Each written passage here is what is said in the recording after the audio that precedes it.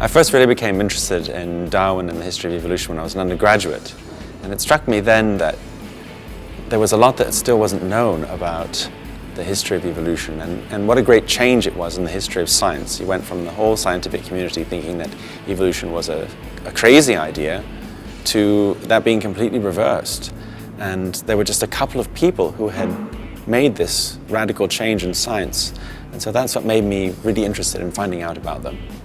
Is it possible to explain the gist of evolution? Evolution is actually nothing special. There's nothing happening in evolution, anything different than what's happening in this room right now.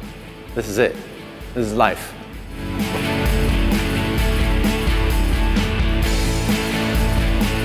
Yes, I think one of the biggest problems with understanding evolution is that we tend to think of big events that take thousands of years, and then we say, I can't see that happening, so maybe it doesn't happen at all. But that's an unrealistic expectation. It's a bit like saying that a mountain cannot erode down to a lower level because I can't see it happening. Well, but yes, because it's a process that takes thousands of years. So it's hard to appreciate a process that takes a long time on our time scale because we live very short lifetimes. So the trick is to explain how things work in our time scale first, how things in nature live or die because of their characteristics. And then once you understand that how these little differences between different organisms, different animals can make a difference between some living and some dying on our time scale, then you say, now reiterate that over a very long period of time. And that's how the process works. But it's hard to switch between the two time scales. Wallace looked at this and described it in his books as a scientific topic. He urged his fellow scientists to take this seriously as a matter of a scientific investigation. Here is evidence, he said. We have writing appearing, flowers appear on tables, messages come from somewhere. This is evidence, he says, and it can't be explained by science as we now know it. So we should investigate it as scientists and discover new laws of nature and so forth, and widen our view of science to accept this.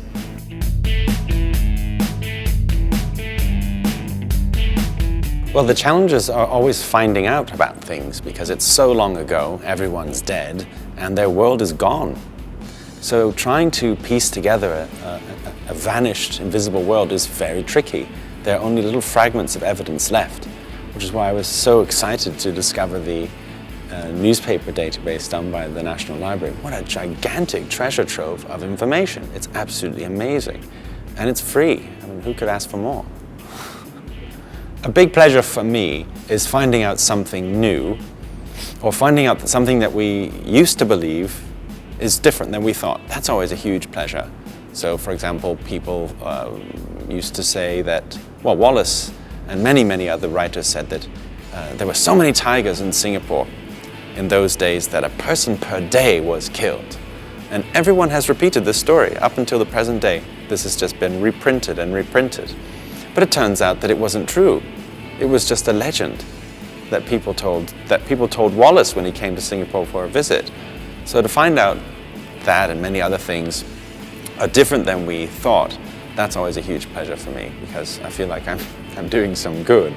Because simply to repeat the old stories, there's not much value in that. To just simply repeat what old books said before you is not that important.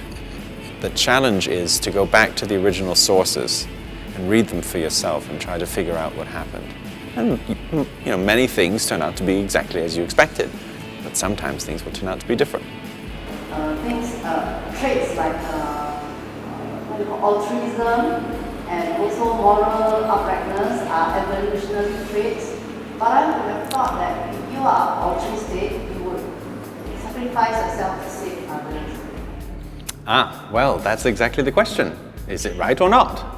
And it depends on which living thing you're talking about. So it just so happens that for many species to be selfish and nudge everyone else out is the right thing to do, and they will have more offspring and they will do better.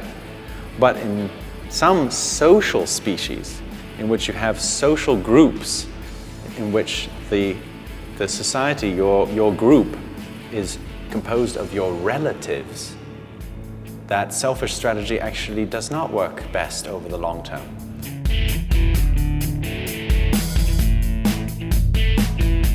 I can't think of anything that I would want to tell Darwin or Wallace. What I would want to do is ask them questions. I would want to interview them, because there's so many things about their time and their lives and the sources for their ideas that we can only guess at, or that we can try to piece together. But if we could ask them, that would be very interesting. But I have a feeling it would be a difficult conversation, because people from long ago were different from us. It's not just that they spoke and wrote differently, they thought differently. So it would be challenging but fun. The note was not in the medium's handwriting. Therefore, it must have been written by a ghost. What? How can that be good evidence that a ghost wrote it? Because it's in different handwriting?